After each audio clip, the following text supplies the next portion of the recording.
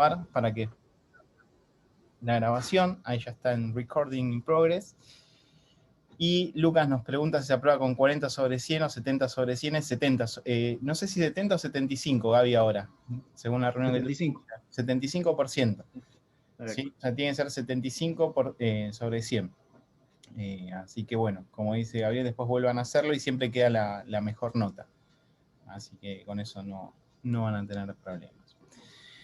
Bueno, tenemos una clase un poco larga de contenido, por eso yo les decía que vengan como bien desayunados, porque tenemos que avanzar con varias cuestiones, y mi idea es dividirlo como en dos bloques.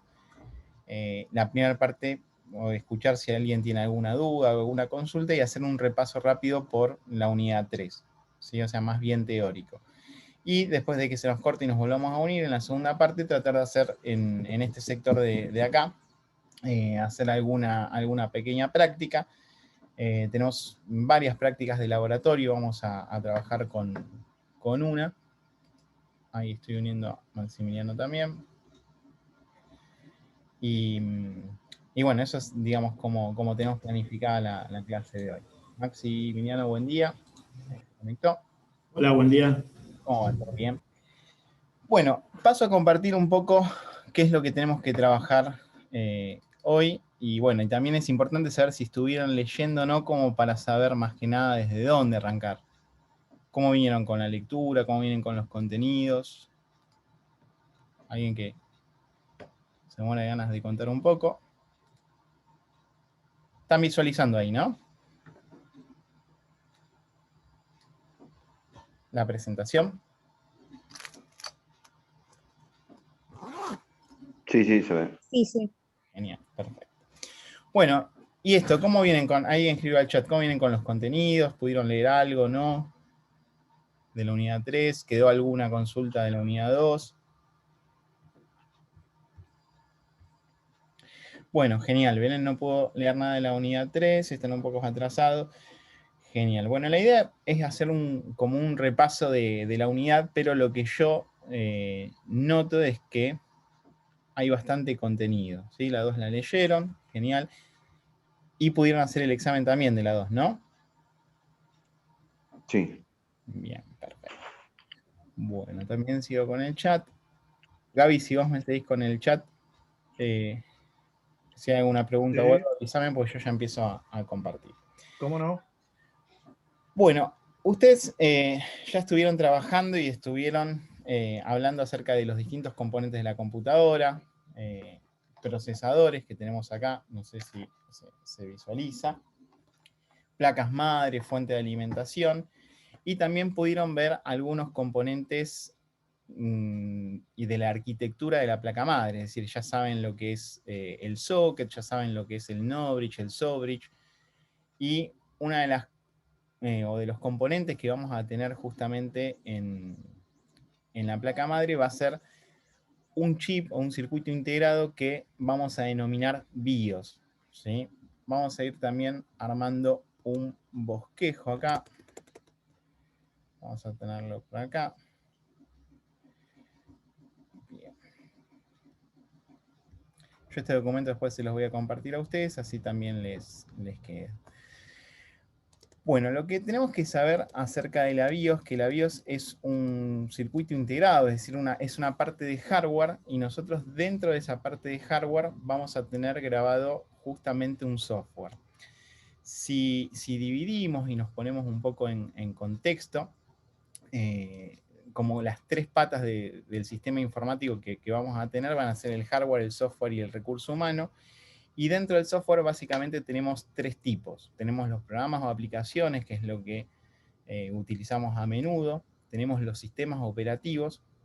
Y tenemos algo más que se denomina así, que se denomina firmware. ¿Qué es este firmware? Es justamente el software que vamos a contener en la BIOS. Es lo que nos va a permitir que todos los dispositivos se intercomuniquen entre sí. Nosotros ya sabemos que el procesador sería como el cerebro de la computadora, donde llegan todas las entradas y donde justamente decide qué hacer con las salidas, pero podemos pensar a la placa madre como la columna vertebral y como el dispositivo donde se interconectan todos los demás dispositivos. Es decir, la memoria la conecto en la placa madre, el procesador lo conecto en la placa madre, y esto es posible porque físicamente tiene todas las ranuras, ¿sí? O sea, físicamente tiene todo como para poder hacerlo. Pero también cuenta con un software que va a permitir la comunicación entre estos dispositivos. Es decir, cuando yo conecto en la placa madre, conecto un procesador, este procesador justamente es leído por esta BIOS que nosotros vamos a tener, ¿sí? Entonces, bueno, todo lo que tenga que ver con videos no los vamos a compartir, la idea es que lo vayan viendo ustedes, pero sí que puedan ubicar físicamente de lo que estamos hablando. Nosotros, esto es un recorte de una placa madre, vamos a agarrar otra placa madre que tenemos acá preparada. ¿Sí? Fíjense, acá tenemos una placa.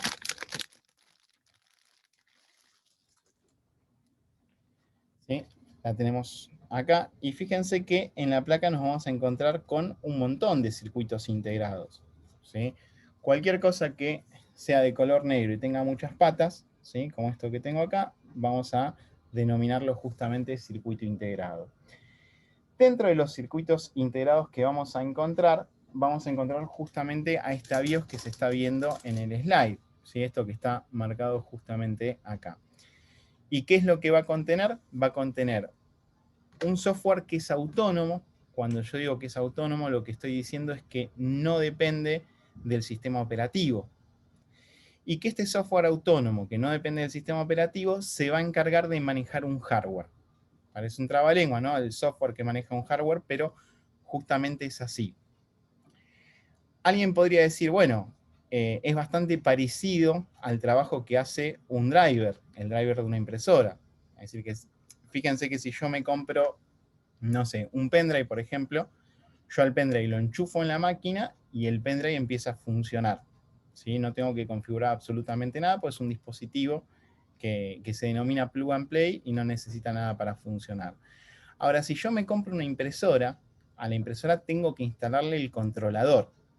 ¿Qué es el controlador? Es un software, ¿sí? ¿Qué hace? Maneja un hardware. ¿Qué hardware? La impresora. Pero ¿cuál es la diferencia? Que ese driver yo lo instalo en el sistema operativo, ¿sí? Es decir, que dependo del sistema operativo.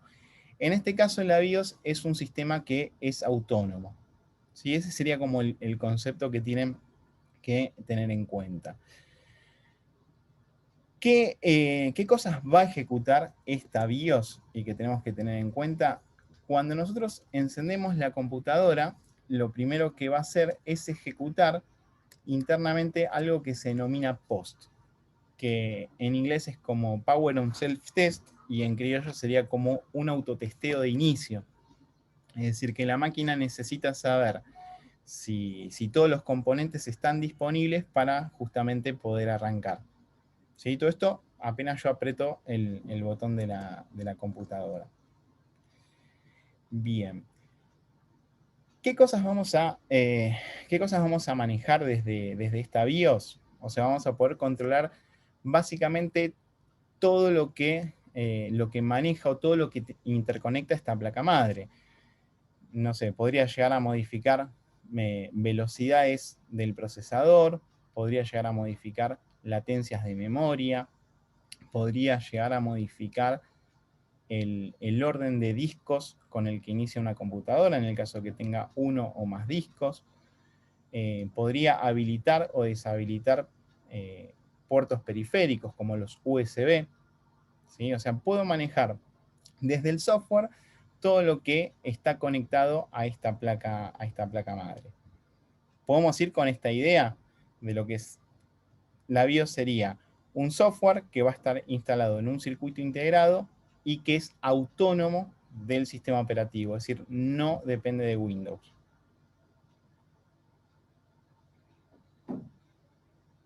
¿Sí, no, más o menos? Sí, sí, Pablo. Bien, perfecto, genial. Bueno, tengan en cuenta que este software, digamos, está grabado justamente en ese circuito integrado y el software en general queda grabado a pesar de que yo no tenga energía, es decir, que vamos a estar trabajando con una memoria del tipo EEPROM. Yo voy a tener grabado digamos, lo que va a manejar y lo que va a interconectar a los dispositivos de forma permanente. Pero los parámetros de configuración, digamos que son los que mencionamos hace un rato, los USB, el orden de arranque, parámetros como fecha y hora que vamos a tener grabados justamente en esta BIOS, se mantienen siempre, siempre, siempre por la presencia de energía. ¿Qué es lo que quiero decir? Que si yo no le brindara energía a ese chip, todos esos parámetros modificables, por ejemplo, lo que decíamos recién, fecha, hora, orden de arranque, si los puertos USB están activados o no, o las velocidades de las memorias se modificaron, si yo no administro energía, eso se va a volver a cero, es decir, va a volver a valores de fábrica. Entonces, ¿cómo es este circuito de alimentación permanente? Porque cada vez que yo inicio la máquina, no es que tengo que poner la hora, o sí. Yo, prendo la máquina y la hora, por lo general, de una computadora en buen funcionamiento se mantiene. Y justamente es posible por esta batería que tenemos acá, ¿sí? La clásica 2032, que cuando se desgasta nos empiezan a aparecer estos problemas comunes de fecha y hora. Hace unos años eso no me afectaba en nada, pero ¿qué pasa ahora si yo prendo una máquina y dice que es 2004? ¿A alguien le pasó eso? ¿Que se le cambió la fecha y la hora? A mí me pasa. ¿Sí? ¿Te pasa? Pero con el día y la hora. Año Bueno, todavía no. está bien. ¿Y podés navegar por internet sin problemas? Y está bastante lento, se traba. Está bastante Tengo lento, varias, sí, pero, problemas. pero te deja navegar. Igual no tengo una máquina igual que tiene 2 de RAM también. Media. Bueno, Una está bien, all-in-one tengo. está bien, pero puede funcionar sin problemas. Sí, antes andaba mejor. Claro. A lo que hacía referencia es que ya hace un tiempo, por una cuestión de seguridad en Internet, cuando alguien se conecta con una fecha y hora que no coincide con los registros de los servidores de Internet, a ustedes no les va a permitir navegar. Es decir, que si ustedes cambian la fecha y la hora y les aparece que es 2004, cuando quieran navegar, el Chrome les va a decir, usted no puede navegar, verifique fecha y hora, por una cuestión de seguridad. ¿Sí? Un detalle a tener en cuenta. Así que bueno, vamos con esta idea. Este software autónomo que vamos a denominar BIOS, digamos, existe hace bastantes años y últimamente evolucionó a una nueva versión o una nueva interfaz. Es decir, que las nuevas BIOS o el nuevo software autónomo que se encuentra grabado en estos chips se denomina UEFI. ¿Sí? Cuando hablamos de UEFI, estamos hablando de un BIOS un poco más actualizado. Se los estoy contando un poco como cuento de Blancanieves. Es un poco más técnico y más profundo el tema. Es decir, hay un cambio bastante sustancial entre lo que es una BIOS antigua y una UEFI. Mucho tiene que ver con la seguridad. Quizás a alguno también le llama un poco más la atención el hecho de la interfaz. Cuando uno entra a una BIOS antigua, por ejemplo, no puede utilizar el mouse y en una UEFI sí. Todo lo que tenga que ver con manejo,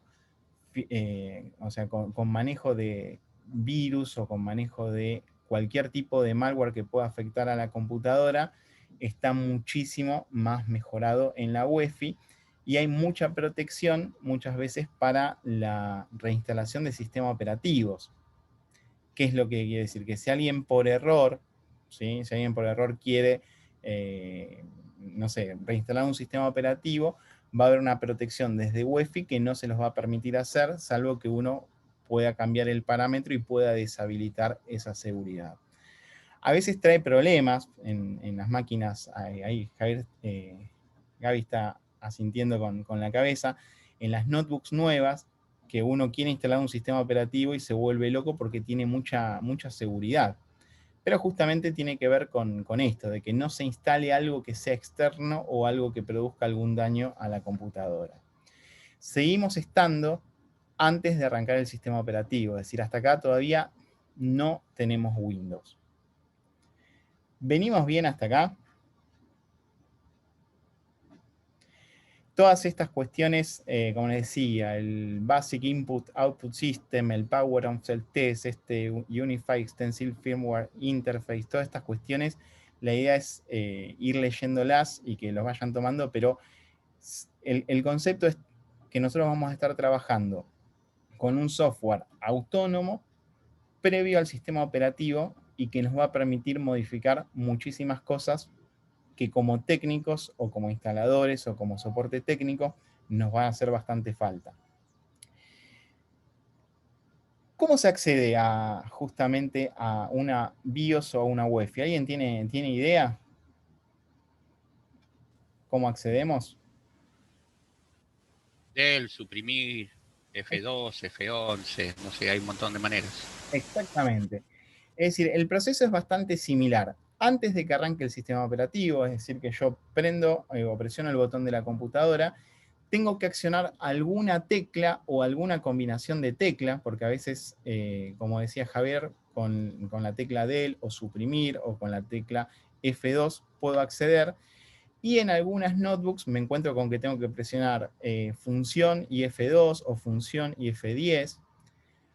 Hay algunas notebooks bastante particulares, hay modelos en Lenovo y modelos en Sony que tienen como un botón exclusivo de recovery o de ingreso a la BIOS. Pero digamos, siempre la técnica es la misma, es decir, yo tengo una computadora apagada, la prendo y antes de que inicie el sistema operativo yo tengo que presionar casi en forma obsesiva compulsiva, ¿no? Muchas veces para poder acceder a esta instancia de configuración. Si yo no hago eso, el camino normal va a ser que arranque el sistema operativo. Es decir, que antes de que inicie tengo que estar trabajando con esa cuestión. Bueno, las UEFIs actuales trabajan mucho con algunos sistemas de seguridad, muchos son bastante conocidos, por ejemplo, estas plataformas de TPM, que se utiliza mucho en las computadoras de Conectar Igualdad, las netbooks que entregó el gobierno. Vieron que muchos dicen, yo tengo la netbook bloqueada, no la puedo utilizar. Justamente un módulo que se asocia a la BIOS es este módulo de seguridad, el TPM, y es el que justamente permite que digamos, la notebook esté bloqueada antes de acceder al sistema operativo. Es decir, yo no puedo hacer absolutamente nada porque esta BIOS o esta UEFI no permite el inicio. Una vez que se desbloquea esa cuestión de seguridad, recién puede seguir con los pasos para continuar.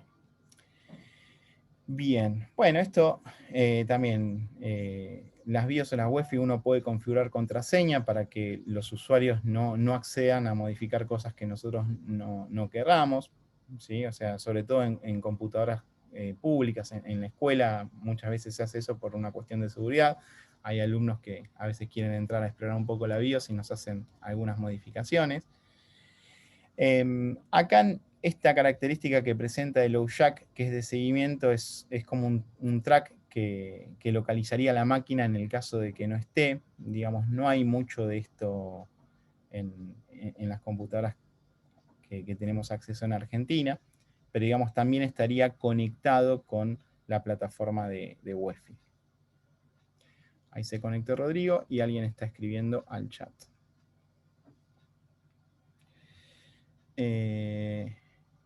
Claro, bueno, ahí Maximiliano respondió lo que habíamos hablado hace un ratito, de que cuando tenemos problemas con la fecha y la hora no se conecta a internet la computadora. Eso es relativamente nuevo. Bien. Bueno, todo esto sigue con la cuestión teórica y bueno, la idea de una de las prácticas era acceder a una BIOS y visualizar, pero bueno, yo prefiero ir por otro lado para poder aprovechar la práctica más que nada de la medición de la fuente. Esto en cualquier computadora que ustedes accedan con esta secuencia de botones, o suprimir, o F2, o función y F10. Esa información, ¿sí? Esa información justamente va a estar en el manual de la placa madre. Es decir, si yo en algún momento, o de la notebook, si yo en algún momento digo, bueno, ¿cómo hago para entrar a la BIOS en mi máquina? Y bueno, yo en mi máquina tengo, si es una computadora de escritorio, tengo que saber qué mother tiene, porque la BIOS va a estar en ese mother. Entonces me fijo, bueno, es un Asus B560MA, perfecto. Puedo entrar a la página de Asus si no tengo el manual y ahí me va a indicar cómo justamente o con qué secuencia voy a acceder a la BIOS. Y si tengo una notebook Toshiba o tengo, bueno, una notebook Dell, va a tener otra forma de entrar a la UEFI y ahí también voy a tener que mirar la etiqueta de abajo. Si yo tengo una Dell Inspiron 3450, busco con ese código, con ese modelo, y en la página del fabricante nos va a brindar la información de cómo ingresar a esta instancia de configuración. Si no tenemos nada que configurar o nada que modificar, esto va a ser transparente a nosotros y la máquina va a iniciar en el sistema operativo. Bien. Bueno, la otra de las prácticas que se complica un poco para hacerlo con esta cuestión virtual, tiene que ver con la instalación justamente del sistema operativo y por qué lo vamos a relacionar con la BIOS o con la UEFI. Cada vez que nosotros iniciamos una computadora, es decir, cada vez que nosotros iniciamos una PC, va a realizar ciertos pasos hasta llegar al escritorio con el que nosotros trabajamos. Es decir, que lo primero que va a ejecutar es lo que le mencionaba recién. Va a ser este autochequeo, que es cuando yo veo una pantalla negra y unas letras blancas, y a veces no presto atención a lo que dice. La máquina lo que está haciendo ahí es verificar que hay una memoria instalada, que está el procesador instalado, es decir, hace unos chequeos de dispositivos básicos para el arranque, y si está todo ok, ¿sí? Me va a dar un BIP de confirmación, y ese BIP de confirmación me va a permitir pasar a la etapa siguiente. La etapa siguiente sería la que podemos denominar como etapa de boot, de buteo, o vamos a denominarla de arranque. ¿Qué va a hacer esta etapa de arranque? Va a buscar información de algún sistema operativo que yo tenga instalado en la computadora. Por lo general, ¿dónde tenemos instalado el sistema operativo? En el disco rígido. Y si yo no tengo ningún tipo de problema, la máquina va a buscar en los dispositivos de arranque ese sistema operativo y va a arrancar. Ahora, ¿qué pasaría si yo tengo una computadora nueva? Yo tengo una computadora nueva que no tiene sistema operativo. ¿Desde dónde va a arrancar? ¿Cuál va a ser el arranque si no hay sistema operativo? En ese caso, lo que empiezan a aparecer son unidades de almacenamiento alternativas, que, bueno, podría ser un pendrive como el que tengo acá en la mano.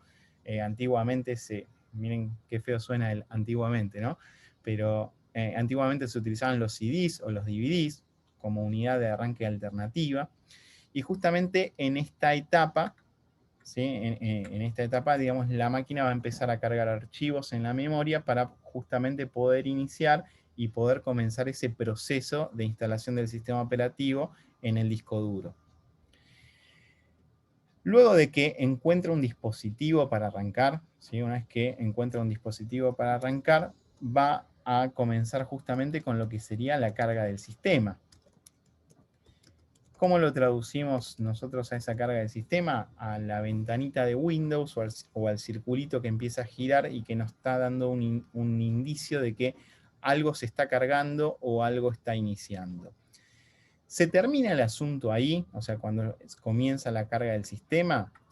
Bueno, lo cierto es que no. O sea, no se termina ahí porque en este punto, que es bastante crítico, podrían pasar varias cosas. ¿Qué cosas podrían llegar a pasar? Bueno, lo normal que tendría que pasar es que se cargara el sistema operativo instalado y que yo llegara a un escritorio funcional. Ahora vamos a aclarar qué sería esto del escritorio funcional. Pero también podría pasar de que el sistema operativo está cargando. Yo lo prendí el sábado pasado y hasta hoy sábado todavía sigue intentando iniciar y nunca jamás inicia. No sé si alguien ha tenido ese inconveniente.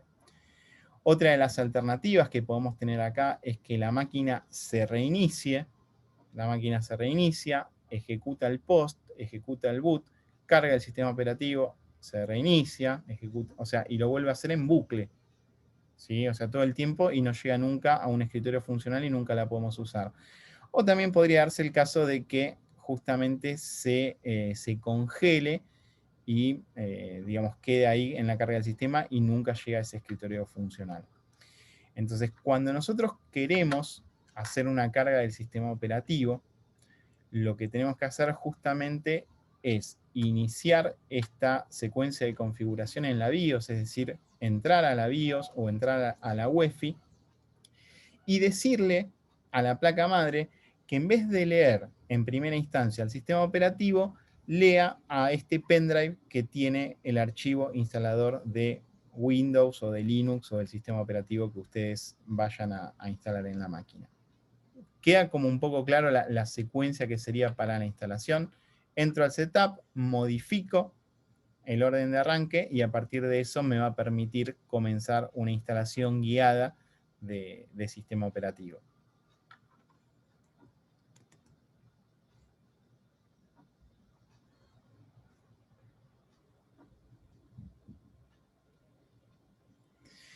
Bueno, vamos hasta ahí, sin problemas. Sí. Bien, bien. Genial. Bueno, lo otro que vamos a analizar un poco es el concepto de energía o de corriente eléctrica. Creo que es algo que nosotros trabajamos bastante, o sea, todo el mundo, digamos, trabaja con corriente eléctrica, y si podemos definir a esta corriente eléctrica, justamente la vamos a definir como un tipo de energía, y este tipo de energía se obtiene a través del flujo de electrones, y que este flujo de electrones no se da por el aire, así tipo Frankenstein, que hay rayos y esas cosas, sino que ese flujo de electrones se da sobre un elemento conductor. Entonces lo que decimos esto, que es un tipo de energía generado a partir del flujo de electrones. ¿Qué será un elemento conductor?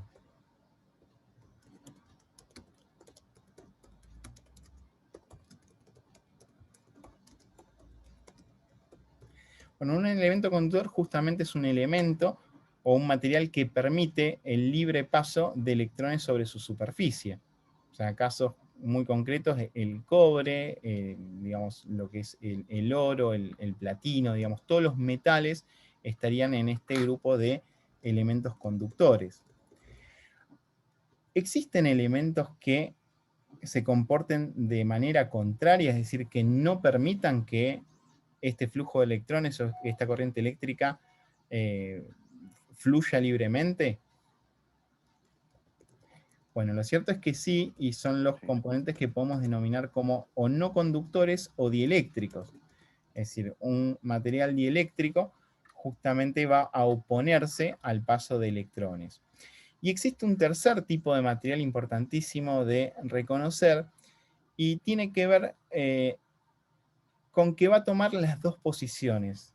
¿Qué es lo que quiero decir? Que en algún momento se va a comportar como elemento conductor y en otro momento se va a comportar como un elemento dieléctrico, es decir, se va a oponer al paso de la corriente. Vamos a suponer que estamos en Navidad, o antes de Navidad, el 8 de diciembre, cuando armamos el arbolito, ponemos todas las luces que generalmente suelen estar enredadas, y cuando yo enchufo el arbolito, fíjense que hay algo que es bastante característico, que las luces quedan encendidas unos 10 segundos, 15 segundos, y después se apagan, y después automáticamente se prenden, y después automáticamente se apagan, y después automáticamente se prenden, y así hasta el 6 de enero que se desarma el árbol, ¿no? ¿Qué es lo que pasa en ese caso? Estos componentes que yo acabo de denominar como semiconductores, cuando tienen una temperatura baja, es decir, cuando están fríos, se comportan, por ejemplo, como conductores. Ahora, cuando yo lo excito o hago pasar corriente eléctrica sobre su superficie, se calientan, levantan temperatura, y ahí se comportan justamente como no conductores o como dieléctricos. Entonces fíjense que cuando está frío, la luz prende, ¿por qué? Porque puede fluir corriente. Ahora, cuando se calentó el dispositivo, se comporta como un dieléctrico y eso es lo que hace automáticamente y de forma continua para poder generar ese efecto. Entonces, estos semiconductores y digamos, el caso, digamos, o el ejemplo que vamos a trabajar nosotros va a ser el silicio, van a ser los materiales que vamos a utilizar para armar todos los componentes electrónicos. Los transistores, los circuitos integrados que venimos mencionando, son todos hechos a base justamente de este material. Hay otros materiales que también son semiconductores, pero vamos a tomar este de ejemplo. ¿Por qué hacemos toda esta introducción? Porque justamente vamos a estar trabajando con este concepto de corriente eléctrica. Creo que nos queda muy poco tiempo para esta primera parte. En cuanto se corte, nos volvemos a conectar nuevamente al mismo link. Y en este concepto de corriente eléctrica empiezan a aparecer algunas unidades de medida que es importante que conozcamos y que es importante que manejemos en algún punto. Lo primero que vamos a tener que tener en cuenta es que esta diferencia de potencial o esta tensión que vamos a tener en un circuito eléctrico es lo que vamos a denominar voltaje y que justamente se va a medir en volts. Cuando hablamos de corriente eléctrica, estamos hablando justamente de esta energía que mencionábamos recién, y vamos a encontrarnos con dos tipos de corriente eléctrica. Nos vamos a encontrar con la corriente eléctrica que se denomina alterna y con la corriente que se denomina corriente continua. Tenemos una dicotomía bastante importante, y es que en todos los enchufes que vamos a encontrar, nosotros vamos a tener siempre corriente alterna, y en todos los dispositivos, incluidos las computadoras, se van a manejar con corriente continua. Entonces ahí empieza a aparecer uno de los elementos que se va a encargar de hacer esta transformación o esta rectificación. Y uno de los valores que vamos a tener justamente en estos circuitos va a ser la tensión o el voltaje. Cada vez que hablemos de tensión, tenemos que pensar en el voltaje que vamos a encontrar. Fíjense que cuando hablamos de tensión de red o tensión domiciliaria, ¿de qué voltaje estamos hablando? O sea, ¿cuánto solemos tener en nuestras casas de voltaje? 220. Generalmente 220 volts, ¿sí?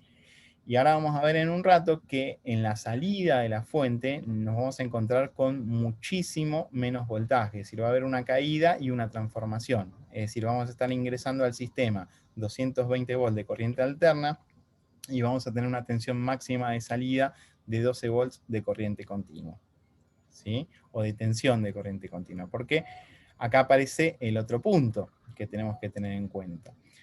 Una cosa es la tensión que nosotros vamos a aplicar sobre un circuito, y otra cosa sería el caudal o la cantidad de electrones que van a fluir por ese medio. Esa cantidad de electrones que van a fluir por ese medio es lo que vamos a conocer como corriente, y se va a medir en amperes. Es decir, la unidad de medida de la tensión es el volt y la unidad de la corriente o de la intensidad serían los amperes. Otro parámetro a tener en cuenta es el siguiente. Nosotros habíamos hablado acerca de elementos conductores. Bueno, sí, hay elementos conductores, pero siempre los elementos conductores en un pequeño porcentaje se oponen al paso de corriente, y eso es lo que se conoce en electrónica como resistencia, ¿sí? Justamente la resistencia es la oposición que vaya a tener un material sobre la corriente que está circulando por ese medio. Bueno, y a partir del cálculo de de esos parámetros, nosotros vamos a poder saber cuánta energía o cuánta potencia necesita nuestra computadora para poder trabajar. ¿Qué quiero decir? Un procesador va a consumir cierta cantidad de energía, es decir, que va a tomar una tensión y va a tomar una corriente, y fíjense que a partir de esta ley de Ohm, que no la vamos a explicar en 7 minutos, pero fíjense que es simplemente un cálculo, una ecuación, ¿sí? Una igualdad que tiene que ver con que el voltaje va a ser igual a la intensidad multiplicado por la resistencia, ¿sí? Esto a partir de regla de 3 simples, seguramente alguna pregunta en el examen van a tener, ¿sí? Y les va a preguntar, ¿cómo hago para obtener el valor de la resistencia? Bueno, tendría que pasar esta intensidad que está multiplicando en este sector de la ecuación, dividiendo hacia la otra parte, y lo puedo llegar a obtener sin problema.